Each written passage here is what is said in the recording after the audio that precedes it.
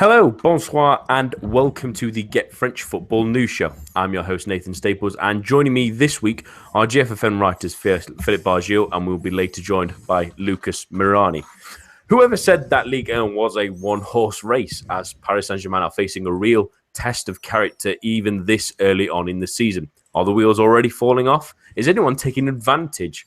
All this and more after the latest headlines. Toulouse kicked off the Ligue 1 weekend with a shock 2-0 win over the 10 men of champions Paris Saint-Germain.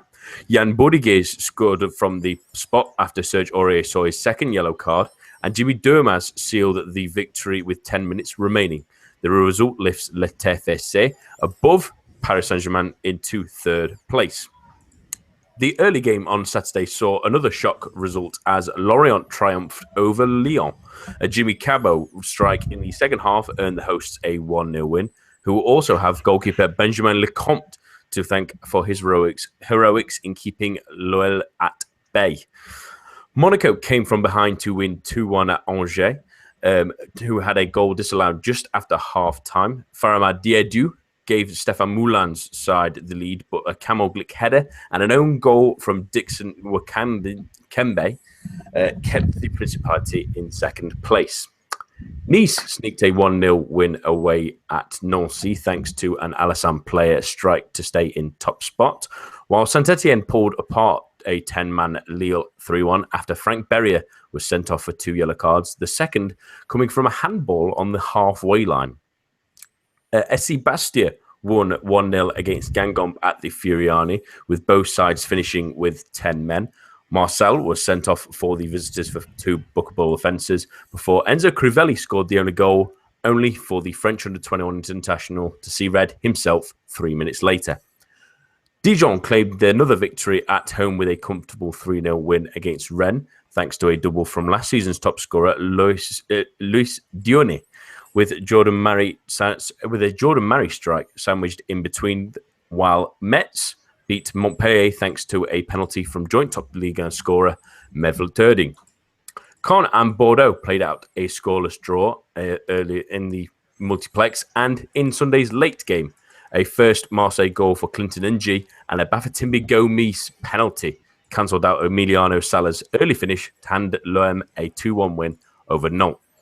In Ligue 2, Amiens are still have moved into top position after a 1-0 win over Orléans in Friday, but a winner in tonight's fixture between Brest and Reims would see either of those sides top the table over the surprise current frontrunners. In off-the-field news, Serge Aurier has been handed a 2-month jail sentence for assaulting a police officer. The Ivorian will not serve any prison time as the nature of the sentencing is flexible, and he will be available for Paris Saint-Germain's Champions League game against Ludogorets on Wednesday. The right-back is appealing that decision. And that's all for the news. But to keep up to date with all the latest happenings in French football, head on over to our website at www.getfootballnewsfrance.com and follow us on Twitter at GFFN. We start this evening with the current leaders, OGC Nice. A great win over Monaco in midweek was followed up by a somewhat fortuitous victory at Nancy. But Philippe, my opening question to you is, what has been the key to their success so far? I would say the formation. So everybody's going to obviously talk about Balotelli. I'm not going to rant about too much about their win at Nancy, which was yesterday, 1-0 win. Alassane Plea was a goal on the hour mark, but that win against Monaco really is telling of the job that Lucien Favre has done, and has actually picked up from where Puel left off, because Puel was quite tactically flexible last season with this 4-4 diamond-shaped 4-4-2 or 4-3-1-2 with Ben Arfa operating behind the 2 strikers, and so you had those players that were quite flexible to play and interchanging. Sometimes they played with 3 at the back. This season, the 3 at the back is mandatory. With you have the young Malang Sarr, who's not a professional player yet, but playing extremely well. You've got Dante, who was signed from Wolfsburg, and I've just been extremely impressed. Yes, by Balotelli, but the midfield, both swingers, Ricardo Pereira on the right, Dalbert, who's not a spectacular player, but he just delivers, and of course every single member of this midfield five has to work quite hard for it to work. And when you have a player like Balotelli, let's be honest, Nathan, neither you and I or Eric, I think it was during the show, were 100% positive and optimistic about Balotelli coming to Nice. He has really shown that he is a class above. If you haven't seen his first goal against Monaco, it really is impressive how he takes the ball from the wing, does not watch where the goal is or where Subasic, the Monaco goalkeeper, is, and just puts it in the only place where he can score a goal. It is absolutely amazing how he just does not. He just sees where the goal is, and on top of that, you've got Younes Belhanda, who is coming back. He won the league back in 2011 with Montpellier. He strangely leaves for Dynamo Kiev, where nobody really hears about him, for 3 years. Come back, has a loan spell at Schalke, doesn't really work out. Schalke are not in the transitional period. And now he's back. He's not quite up to fitness. He's getting there, and he's just giving the balls that Balotelli needs. So it does resemble sometimes a 3-5-1-1 if Belhanda takes Player's place, which nobody really wants, because Player and Balotelli play quite well together. So in that respect, you've got good goalkeeper Cardinal, the back three starting to form a real understanding between themselves. Midfield five all playing well. Balotelli up front in case Nice are struggling to actually put the ball in the back of the net. But it's just working, and I think it's tremendous to see them top of the table at this stage of the season, because I'm always quite pessimistic about those French sides who are not accustomed of being in Europe, but and when they are, they just say, "Well, we don't want to play in Europe," which is actually what is happening, but are also not playing very well in the league. Now, Nice didn't play very well against Schalke, but to me, this is more the point that Schalke are a better team than Nice. Even though they still haven't gained a single point in the Bundesliga this season. But Nice are playing very well in the league, so long may it continue. Yeah, and you've already mentioned a couple of bits there where their transfers have been really, really successful in that window. I mean, we questioned the one of Balotelli, and he's got 4 in 2. He was rested at the weekend, and Alisson Player ended up scoring the winning goal, which shows you the versatility they have. I mean, Belhanda has looked better and better the more games he's played. Yeah, he's a super assist for Balotelli's first against Monaco. We've already mentioned it in the preview show with Eric. He was really starting to find those goals that we remember him scoring, especially that first one where he really sneaks it into the corner. And Dante's been relatively solid as well. That back three of him, I've been really impressed with Malang Sarri. He's fitting really nicely for such a young player. And Paul Bice has even popped up with a couple of goals himself now. But yeah, it's just those little bits are working together, aren't they? And making, while other teams are stumbling at the moment, they just seem to be a cohesive unit. Yeah, and I really do hope that, and I really almost convinced that Malang Sarri will get his professional contract in the next few weeks, or maybe a couple of months, give or take. You've got Valentin Esseric on the bench, which is who is very good as well. I mean, the squad is quite. It really is okay. You've got wise heads like Mathieu Bodmer coming off the bench. But what I would like to know is what Lucien Favre plans to do with Nice in Europe. It didn't seem to me. I mean, yes, they were beaten by a better Schalke side, or rather a side that performed better than them on the night. But they didn't seem actually quite bothered. I mean, they did try a bit in the second half, but it really did seem like they were playing for the 0-0, and that Favre was being your typical one-of-the-mill manager, playing the league, and if they can go far in Europe, then they'll go far in Europe. But I'm pretty sure the club's understanding is, okay, we'll do our best in Europe, but if we get knocked out of the group stage, it's not the end of the world. Yeah, which is a bit of a shame, but yeah. That was the strange attitude, wasn't it, on that Schalke game? They never really looked like they were really going for anything, and in the end, the class of the German side, who have got a lot of talent, really shone through. And like you mentioned, it's then Favre's decisions of whether he does stick or twist now and try and play on two fronts, because they don't have the deep enough squad to really go far in the Europa League, would you think? And really, especially not to maintain a challenge for a Liga. Would you twist? Because I wouldn't. No. Because you're top of the league, 7 games in, you're playing great football in the league, and you're going to throw that all away just to play a couple of extra games in February and March, where the players will most likely be knackered. So if I was Lucien Favre, I'd probably not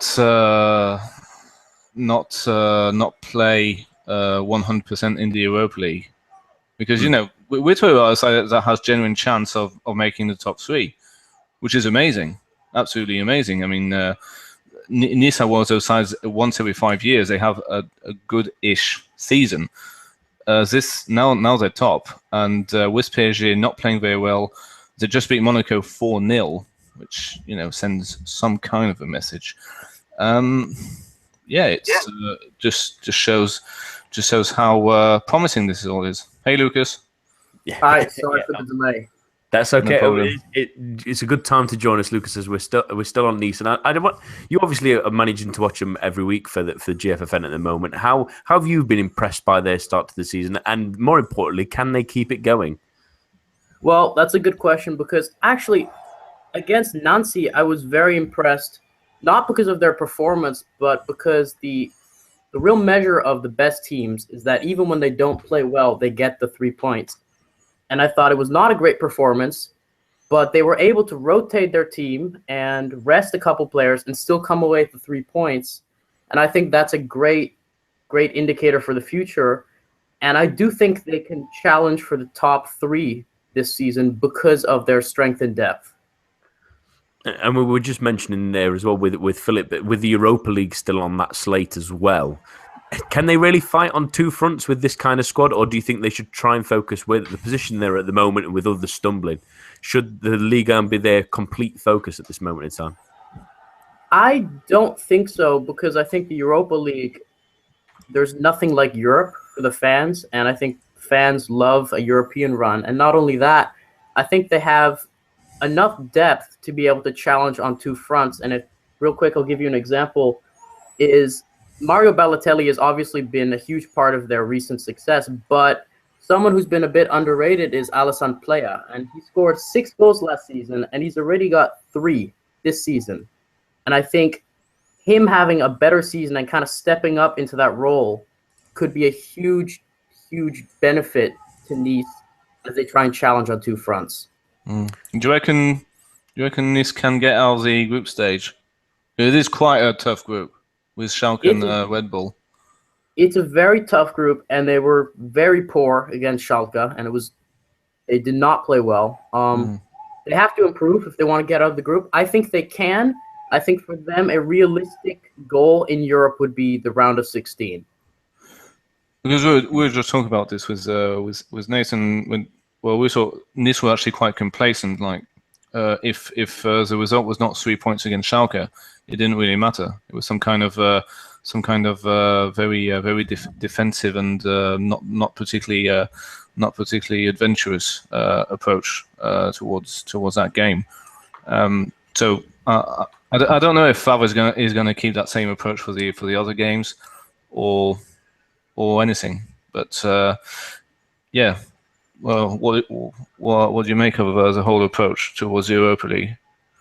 Well, Favre is a very tactically competent coach, so I assume that he had a genuine reason for playing such a defensive mindset against Schalke, but it obviously didn't work because they were very poor, and I thought one of the main problems was that the wingbacks were being overlapped constantly, because I think Schalke were playing wingers and their fullbacks were overlapping, and it meant that Nice's wingbacks could never get forward, and it was leaving their midfield isolated. And Schalke, it was just never-ending pressure, and they were never ever they couldn't get out of that pressure and get a sustained spell of possession. So it did surprise me. I think Belhanda will be a huge bonus in Europe with his creativity and being able to unlock defenses. So I expect Favre to change the approach against Krasnodar, and if he doesn't, I think we can expect another poor performance. And sorry to cut you off, Philip, but just to mention one player that you've already mentioned, Alisson, player who's played much better than he has last season, and thankfully injuries aren't as much of an issue, it seems. Hopefully that continues. But another player that's sort of gone under the radar, and to sort of bookend our talk about Nice, is I always think a good team needs a good goalkeeper, and at the moment, Johan Cardinal's really playing out of his skin, isn't he, Lucas? Oh, he's been brilliant, and I think it was, you got to get a lot of credit to Claude Puel last season for bringing in such an experienced keeper and having the faith in him to put him in and replace the starting goalkeeper. And he's been brilliant. He was brilliant last season, and this season has been incredible, and I think deserves to get called up to the French national team. That's a big call, and he, like I say, he's really, especially in that game against Monaco, with so many times he really stopped them from trying to get a foothold in that game where they really dominated. But well done to Nice, super start. Can they keep it going? Well, looking at some teams around them, and the big shock of the weekend came on Friday evening as 10-man Paris Saint-Germain fell to Toulouse 2-0. Philip, was that red card for Aurier the big turning point, or did PSG not really do enough beforehand to really get a result in this game? I think it was a big turning point. Maybe PSG could have done something a bit more up front to worry Lafont and Cavani. So Lafont is a Toulouse goalkeeper. He pulled up some amazing stops, but those are the stops that you are expected to make against a player that is not in form. Now Cavani, it's a bit strange saying this, but I don't think he's particularly confident in what he does. Despite scoring 4 goals in 20 minutes against Caen last week, but the first chance he has is basically an empty net, and it's more miraculous than talent that enables the ball not to go into the net. But it's just typical of Cavani to not score that type of chances. Going on the sending off, Serge Aurier, I thought the first booking was harsh, but he does need to learn not to play with his hands and his arms. I mean, he's an extremely strong guy, but he really does need to learn that football is basically played with your feet. And when he goes in like that, he basically gives a chance to the referee to caution him, and he did. For the penalty, no question. And then it was just complete chaos. Double punishment. So PSG down to 10 men, penalty, 1-0 down. Duprat with a very energetic setup in a 4. Actually, it was a 4-4-2, but it transformed itself in a 5-3-2 with the positioning of Ishia Gassila on the left hand side.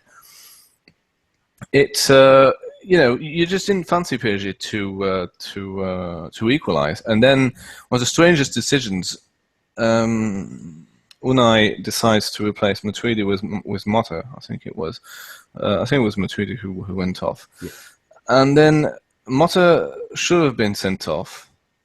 He doesn't.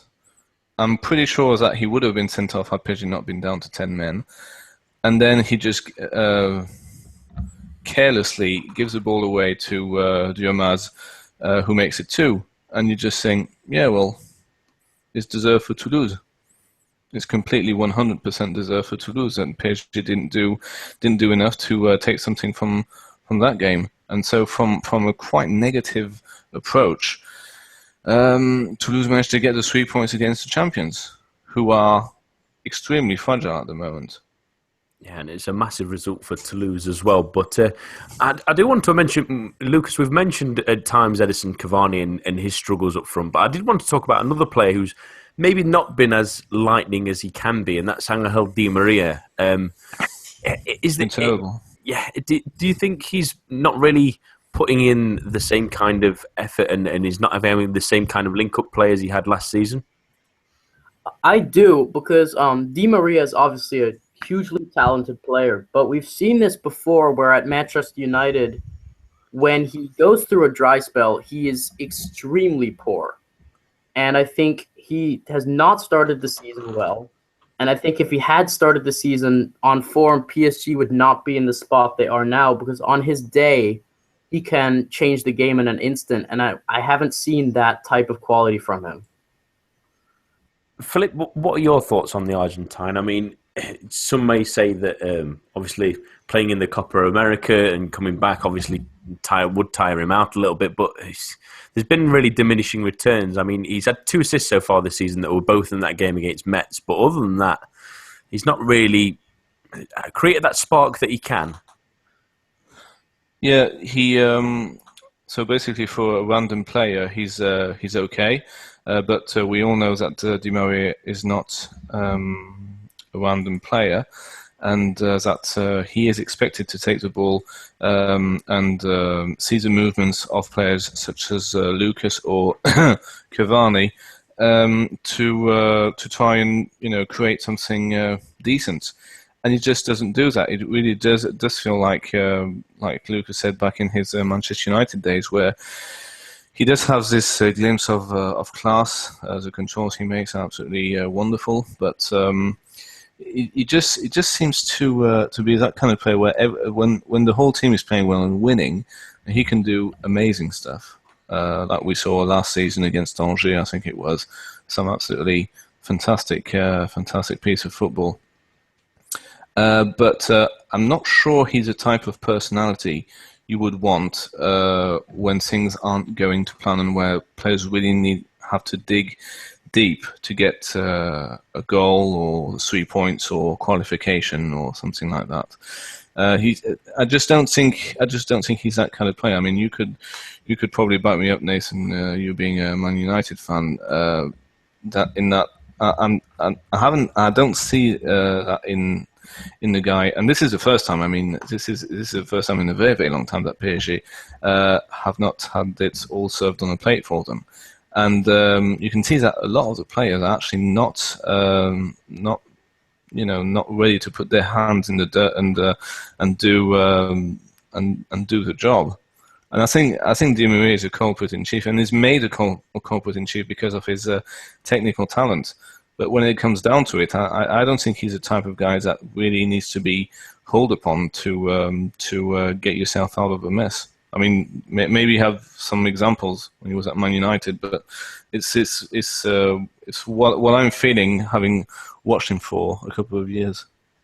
There were moments where he seemed a bit lethargic, but I always err on the side of defending Di Maria slightly, because there was an incident, obviously, where his house was broken into with his wife and small child, and those kind of incidents in a foreign country, in a new place, can affect you. And Louis van Gaal's tactics were stifling, but there is that feeling there that maybe when the chips are down, he's not the kind of player to pull them up. But we're just going slightly off the field, but still with Paris Saint-Germain now, and that's Serge Aurier, who we mentioned in the news has been arrested, was handed a 2-month jail sentence that will be suspended because he won't be serving any jail time until the end of the appeal, or whether how French sentencing works. I'm not 100% clear on my French law, but neither am I. It doesn't seem like anyone is at the moment. A jail sentence usually means prison time for me. But anyway,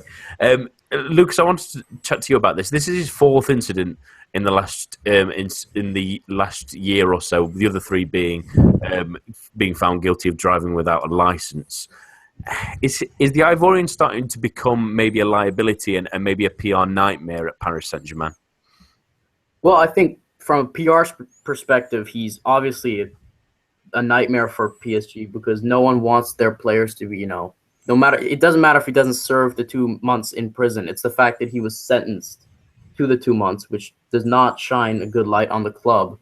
And I think it's he's a fantastic player, and when he's against Arsenal, he was fantastic, and when he's on his day, he's a superb player. But his attitude has let him down, and I think he's still young, but he's getting to the age where he needs to either fulfill his potential and clean up his act in a way, or maybe PSG need to look at it and say maybe it's best if we part ways with Aurier. Yeah, and it circles back to that chat we had last season, Philip, about the strange Periscope incident with Laurent Blanc, and it's another time that Aurier is in the headlines for the wrong reasons. And at the moment, an own goal last week and a red card in this game as well. They all start adding up to a point where, yes, he's a fabulous player, but is he maybe better served elsewhere? I mean, they've got Mounier in now as well as a possible replacement. The thing is this incident is related to something that happened before this season. Now, he hasn't played that badly this season. It's just that he has been doing stupid things. Why Aurier is still a PSG player is that he's still one of the best right backs in Ligue 1 and possibly in Europe. And I reckon the PSG owners would hate to sell him to someone like Bayern Munich, who would make Aurier a very a complete player. I mean, he's already a very, very good player.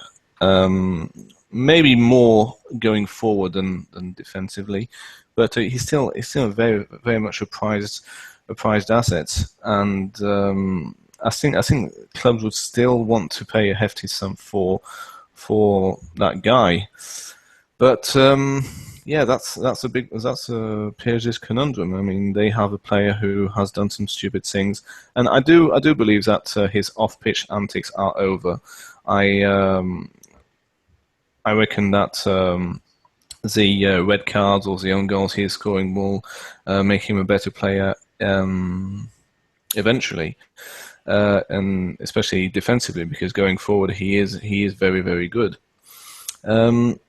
But however, I really do feel that he was honest in his apology to Laurent Blanc when he basically said that he was not a good manager and that he basically owned him at anything compared to anything that touched football. But yeah, there's still that on pitch problem that he has to address.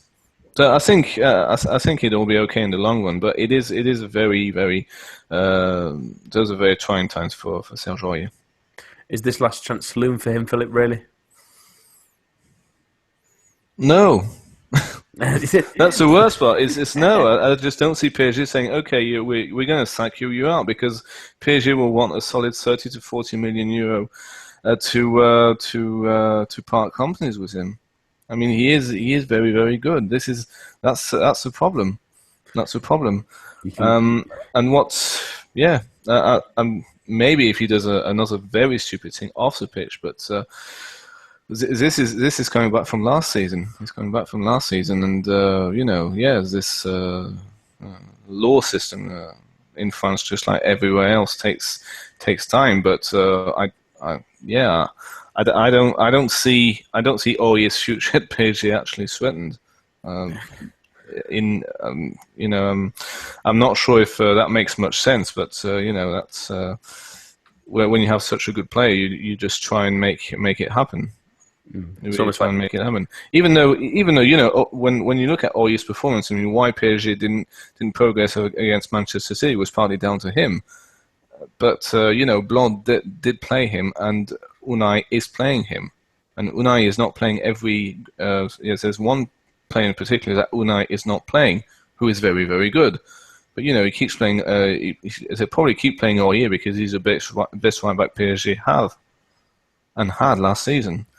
This is it's a very complicated situation, and the owners and the manager must pray that they have that he doesn't do anything stupid. And if he does, Meunier will step in. We haven't seen much of Meunier, to be honest, in order to evaluate if he is better or worse or far or close to Aurier's level. I'm sure he's fine. He's been fine there. The small excerpts I've seen him play anyway. It's almost like talent can cover over any issues, isn't it? As it always seems to be. But I'm going to leave the final word for Toulouse, Lucas, and they've had a really good start to the season, haven't they? They have had an incredible start to the season, and I'm going to be honest, I was very worried for them at the beginning of this season because they had lost Ben Yedder, and I didn't think they would be relegated, but I did think they would be fighting against relegation. And to be fair to them, they've been superb, and Martin Braithwaite has really stepped into the role and become their talisman. But the whole team has performed very well, and I think that's huge credit to Pascal Dupraz for his brilliant leadership of them. Yeah, he's really inspired them. And if you want to see a really good save, watch that Alban Lafont save from Cavani. It's very close range, but he moves his right leg just to save it. It beggars belief that stayed out for a moment. I had to watch it 2 or 3 times. It's a very, very good save. And credit to him and another exciting young goalkeeper in Ligue 1. Where do they come from? Another team that didn't jump on PSG's loss were Lyon, who again were beaten 1-0 at Lorient. Philippe, can they afford to keep slipping up at the early parts of the season? I'm not sure they have, shall we say, the right mentality to be up there. I think they show glimpses of being quite good, but they're so weak at the back. They did destroy Montpellier 5-1 in midweek, but this result. I'm not sure about you guys, but this result partly doesn't surprise me, given the new formation, the lack of shall we say, established players on the pitch. It just doesn't feel like unbeatable Lyon, who are going to pounce on PSG's weaknesses.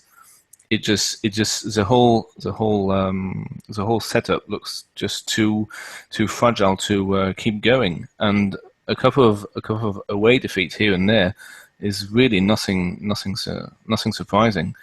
I mean, they don't have without Lacazette, they really don't have much. I seem to recall Eric saying that the defending is not performant with Raphael and Nkulu. Morel not having a pretty great start to the season. Maybe their head a bit turned on the Champions League against Seville. That's going to be on tomorrow evening. But it's just I don't see them as being automatically second place, especially if Lacazette is going to miss parts of the season, just like he is. Yeah, and you mentioned that defence already, and that it's really hard to watch them sometimes. I mean, the Lorient goal comes from a simple cross from Barthelme, and I'm watching the replay. The ball comes out from an initial shot, and it's deflected out back again. And Jimmy Cabot does what any good winger does and sees that there might be an opportunity, starts running into the box and getting himself into an area. Jeremy Morel does not look over at one point, simply looks over his shoulder for a brief glimpse of where Jimmy Cabot is and doesn't look again, doesn't change his position, doesn't move. Cabot scores. It's frankly astonishing. And near the end of the game, again, Yang and Beamwa and... although I thought Mamana was okay, but Yang and Biwa's positioning was awful at times. He kept dropping too far back. And your favourite player? It was first it was Benjamin Makanjo getting between the two of them because Yang and Biwa was too far back, and then Maji Waris does it, and they should have scored 2 or 3. Yes, I think Benjamin Lecomte had a super game, and I thought that on another day, another game, Lyon wouldn't have lost this, and I do want to mention it, and Lucas, I want to get your thoughts on this as well. Nabil Fekir really looked like the Nabil Fekir we remember. if he can return to that kind of form, how important is he to Lyon? I think he's hugely important to Lyon because we saw last season that obviously Lacazette is going to play when he's fit. But when he's not fit, they didn't have a striker to step into his position and ease his burden in a way. And Fekir and Lacazette, when they play together, are beautiful to watch. And I think Fekir will become hugely important for Lyon if Lacazette does miss parts of the season because he can slot in as a striker and as an attacking midfielder, and he can control the game. And he's a wonderful player to watch. Yeah, and you could see at moments those little close ball controls and those little turns that he would do that when we saw him return at the start of the season weren't quite there. It didn't seem like it was there. And now he's had that little layoff to fix a little bit extra in his knee. He seems a little bit fitter, a little bit sharper. It's good to see. But it's still Lyon losing at the same time, Philip. And they switched. You mentioned that they must have had that Sevilla game in mind, but they switched from that 3-5-2 that got them a result in Europe. It gave them, although it was a strange game against Marseille in truth, they won against Toulouse with that formation, and then they switched back to the flat back four against Lorient. Can you make sense of that decision? I mean, Cornet didn't start and Valbuena started instead.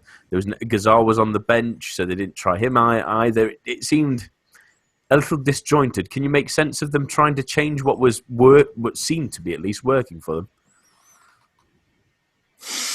Not really. The only reason I can think of is resting players for that game against Seville.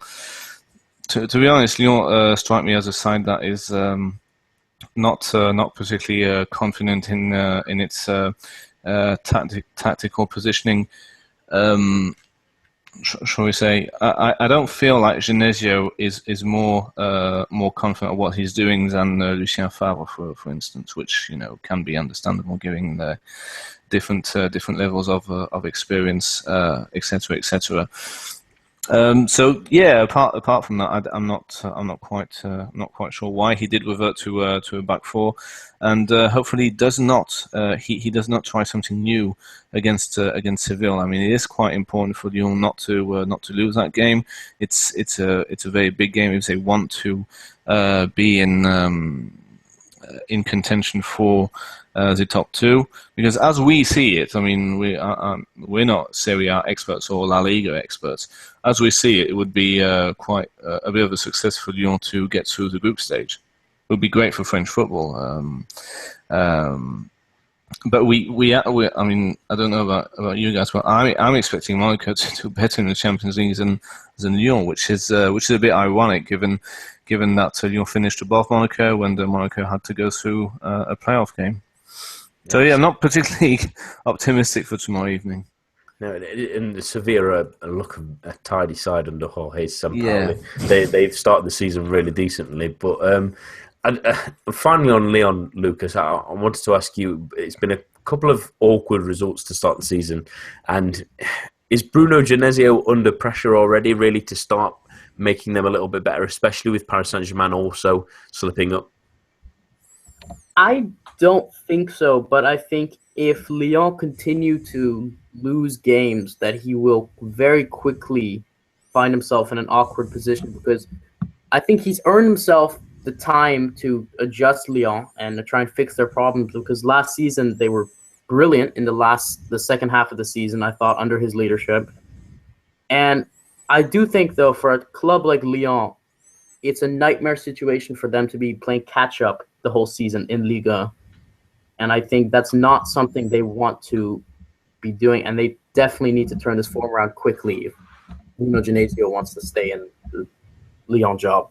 Yeah, that seat is certainly warming up slowly, as is possibly Emery's at Paris Saint-Germain. But I'll leave the final word on this game for Lorient, Philippe. And a couple of weeks ago, we were signaling the doom. They couldn't score goals. They couldn't keep them out.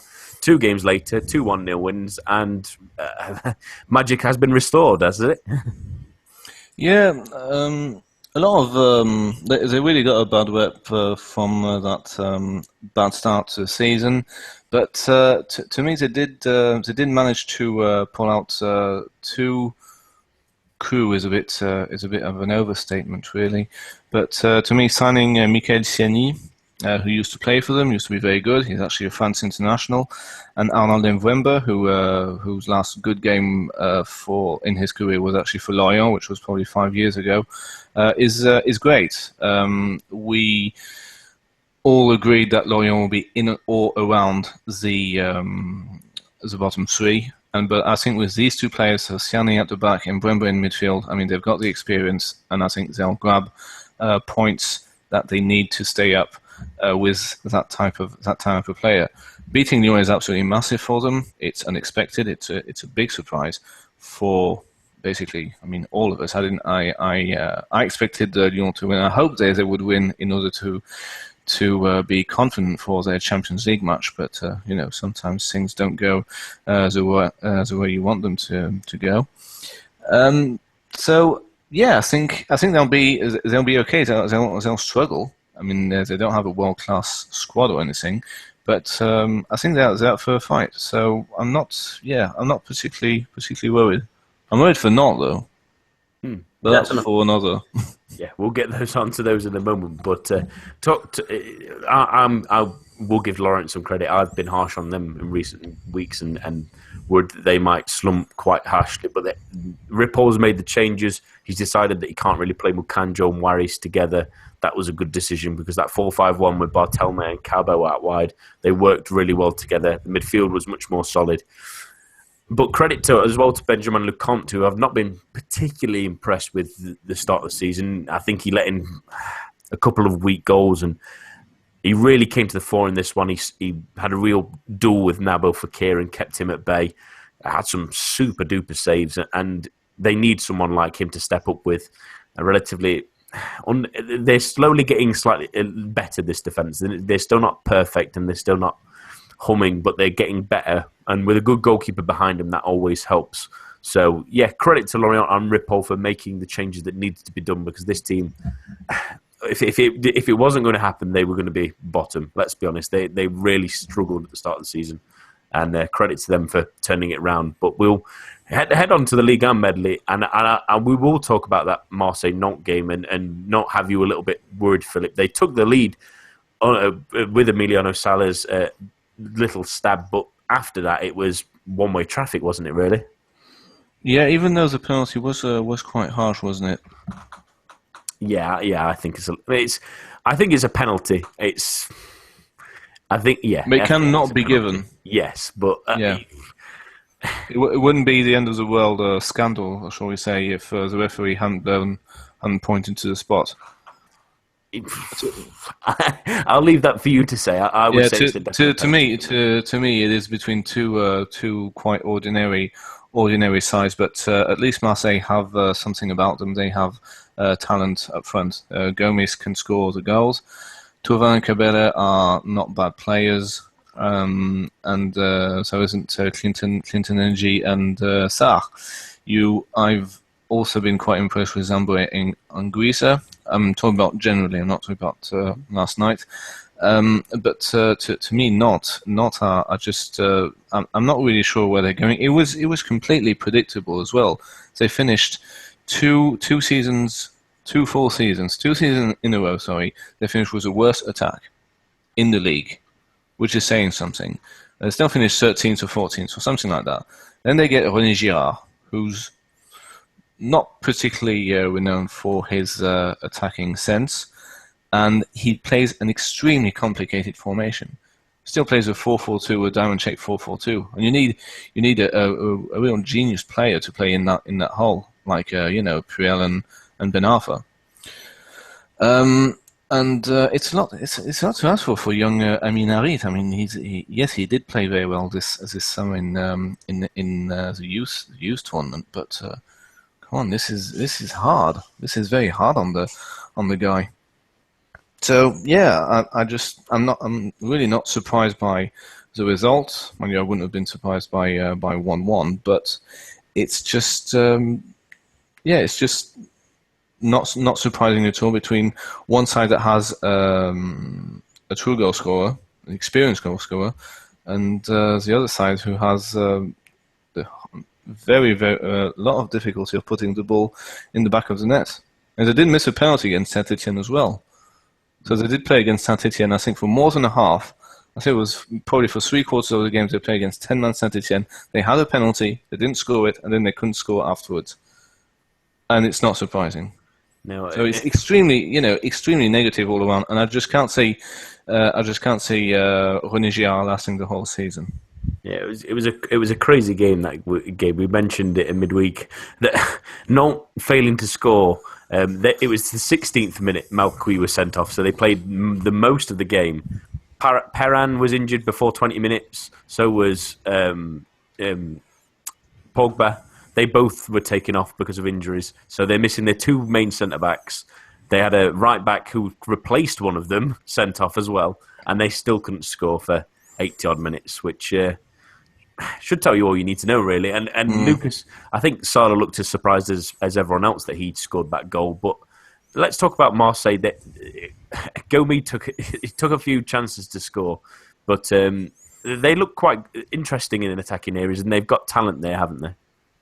They've got actually a lot of talent, and they've got players that on their day can perform extremely well. I think Gomi is a great signing for them. He's been very good so far.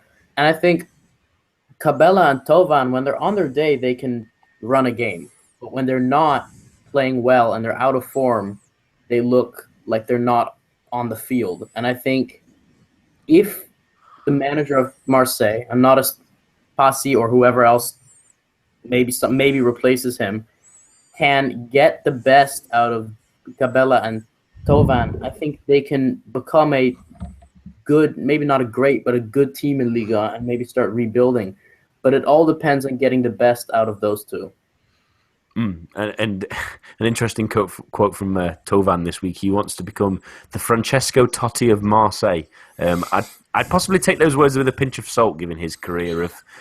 Plus it's too late because he's already played for someone else. Yeah. So it just can't become the Francesco Totti of Marseille. I mean, it's great, to show that kind of ambition, but it's just not going to happen. It might be more of a statement that he might play until he's 40. That might be maybe what he means, but he's not quite got the point there, has he? But let's talk about another interesting fixture, and that's Les Verts 3-1 win against Lille. I'm assuming you're very prepared for this one, Philip. No, not at all. All right, Lille are now bottom of the table. They've not won in the last. In fact, they've lost their last 4 games. What is going on? No, I honestly have no idea. I haven't watched them all that much this season. I just don't get it. I really, really don't. I'm not going to lie and make up stuff. I think the squad is decent. Players are obviously not performing for some reason. Antonetti is a good coach. The formation he's playing is not difficult. Maybe Eder was walking on water last season and playing good football, and he was playing good football. And yeah, he did win his country the European Cup. But maybe he's going through a dry spell. Maybe he's not a great scorer when you need him type of guy. But maybe you guys will be able to answer this better than me, because I don't see much weaknesses in this squad, and I think something must be going on behind the scenes, because this just does not fit to me. Well, I can fill some of the gaps here, because I did watch most of this game, and all right. I think my side should say it all. But Lille actually were quite good for the first half an hour, 45 minutes, in all honesty. They were creating chances. It was 0-0 after an hour. Yeah. And they missed some really good chances. And then Frank Berrier gets himself sent off in the most ridiculous way. It's just before half-time. Yeah, it's a second booking, and it's around the halfway line, and the ball's played across the field about 60 yards to Moni Paquet, and he jumps up with his hand in the air and clearly bats this ball away on a booking. He's received this booking about 5 minutes before then, in the middle of nowhere, at the halfway line, where there's no pressure, no worry, no danger at all. and he's playing volleyball, and it's the most. Okay, you can maybe unexplainable. Yeah, he's 33. I was going to say he's a young player, but Frank Berry's 33. No, Why he's is he been doing there that? for ages. Yeah, what is he doing? It's unexplainably sent off. It's almost like maybe he smelled a little bit. He wanted an early bath. I have no idea why he decided to do it. Actually, talking about a one-man club, maybe Frank Berry has a bet with himself of becoming the Francesco Totti of Lille. I'm not sure about that unless they're going to set up a handball team who might not be that useful. But good grief! And then yes, Saint-Etienne aren't the most virile of attacking teams, but Berry scores a really great goal where he holds off Civelli, and from then on, the writing's on the wall. I mean, they get a consolation through Civelli himself, which is bundled somehow into the goal. But they are on thin ice, very thin ice, I think, especially Antonetti, because I don't get it. This team shouldn't be where they are at all. No. They've got too many good players. Ronnie Lopez, Nicolas Depreville, Adair, Mavuba. You go through Enyama in goal, Koshia, who we say should be in the France squad. It doesn't even sound like they have any bad players on paper, that is. Yeah. Sankara is, Yeah, I had a nice good rant about that last week, but yes, Lucas, carry on. Sorry. You look at their lineup, and you see a team that should at least be finishing mid-table in Liga. Yeah, it doesn't make any sense. But we'll talk about Saint-Etienne briefly, Lucas, and then yes, it's maybe a fortuitous win against a poor side, but they've not lost in. I think I'm just having a look here. It's 8 games since they've lost in all competitions, which includes playoffs. There's only lost 1 game this season. That's a reasonably good start for a team that are fighting on 2 fronts and usually a little bit inept in Europe sometimes. It's a very good start, and I think now is a real test for them because they're dealing with a lot of injuries. And I think bringing Robert Beric into the lineup, he's scored a beautiful goal against Lille, and he equalized against PSG, and he's been on good form lately. The only thing I worry about them is going farther into the season is, do they have a striker who can score more than 10 goals this season? Because I think they've got a solid squad, but I'm just not sure they have a goal scorer capable of carrying them. It's the perfect question, isn't it? Can Beric be that man? Because he obviously was injured for a long time last season. If he can, then they might be able to do something, but it's a lot on one's shoulders. But one final game we want to mention today, and that's Monaco versus Angers. And it was a little bit of the get-out-of-jail-free card. I mean, Angers went ahead, in quotation marks, when Carlo Toko Ekambi scored, but the goal was given for offside for Diédiou. Diédiou then scores himself, and a Camo Glick header, and then another Camo Glick header that comes off the post and then hits the player who gave away the free kick, ironically, into the goal, and they manage the 2-1 win, even though they hold on by the skin of the teeth at the end. Philip, is that just the kind of win Monaco need, especially with a Champions League game in midweek? Well, yeah, it is. Unlike what Lyon did, but they did get demolished in midweek. So they really needed to be very careful not to do anything stupid, like getting a red card or something like that. And they knew they were against a very rough side. I mean, scoring against Angers, even this season, where they're probably not as solid or as motivated than last season, is quite difficult. I'm not really surprised that both Monaco's goals came from set pieces. So Camille Glick showing his money's worth. He was extraordinary at the Euros.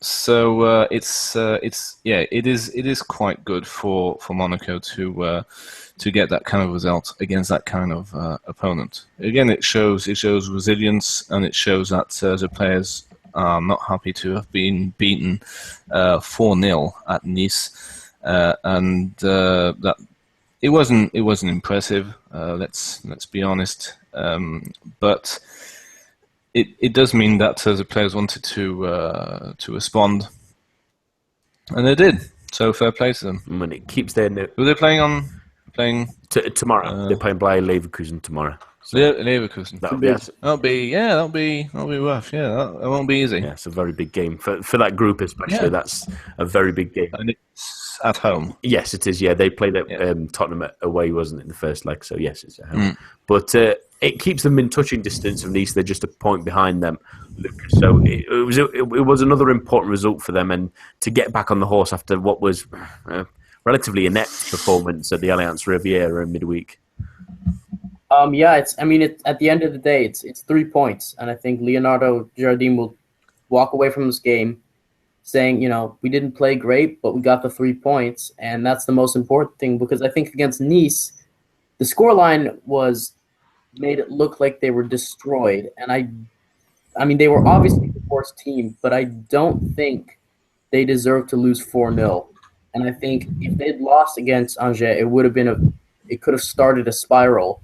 And getting the 3 points and getting the result after such a drubbing in the midweek is a big result. And Philip, do you still think they're title contenders on their current form and their current squad, or do you think they might ebb away again? They might, sorry? Ebb away again, sorry, fall away. Okay. No, I think it's got a pretty good shot for second. It all depends on PSG, really. I mean, it really doesn't depend on Monaco. I think Monaco can do this for ages and decades. Just playing against defensive-minded sides and still getting maximum points, or at least trying to get maximum points. But it just depends on who will be adventurous enough to wanting to get the 3 points, because we know that Jardim can play the 0-0, no problem at all.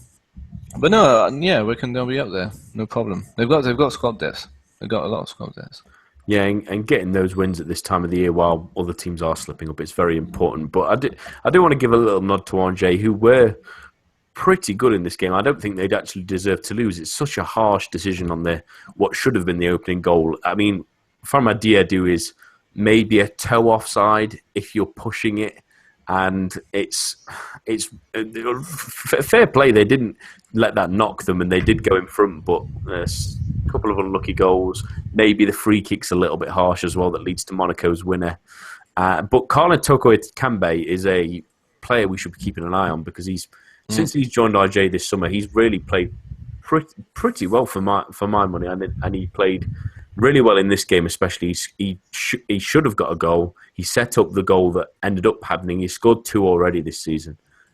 He's really started really well for them, and they need that kind of player after they started the season a little bit middlingly. They need a couple more goals. He can be the man to do it for me, as well as hopefully Diadou. Now he's got his second goal as well. Hopefully he can kick on for them as well. Well, that's all the time we have for this week. My thanks to Philip, Lucas, and to all of you listening at home. Join us for the preview show on Thursday, hosted by the returning Eric Devin. But remember to tune in to the main show at the same time, same place next week. A bientôt, and goodbye.